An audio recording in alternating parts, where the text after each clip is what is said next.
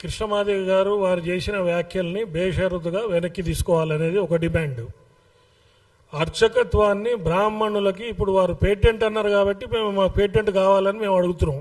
ఇప్పటివరకు లేదది, ఇప్పుడు పేటెంట్ కావాలని చెప్పి మేము అడుగుతున్నాం. అదేవిధంగా ఎస్సీ ఎస్టీ అట్రాసిటీస్ యాక్ట్ ఉంది, అట్లనే బ్రాహ్మణులకు కూడా ఒక అట్రాసిటీస్ యాక్ట్ కావాలని మేము అడుగుతున్నాం. మమ్మల్ని వారు గుర్తు చేశారు, ఇవన్నీ మీరు అడగండి అని వారు మమ్మల్ని తట్టి లేపారు.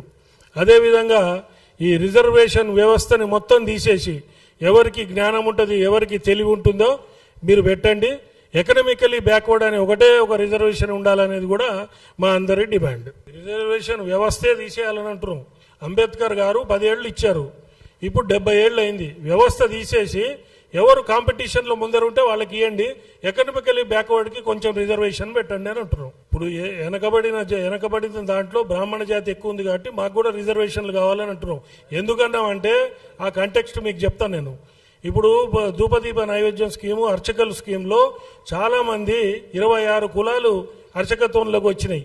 వారు అక్కడ రిజర్వేషన్ ఫలాలు అనుభవిస్తున్నారు, ఇక్కడేమో పక్కన శర్మ శాస్త్రి అని పేర్లు పెట్టుకుంటున్నారు.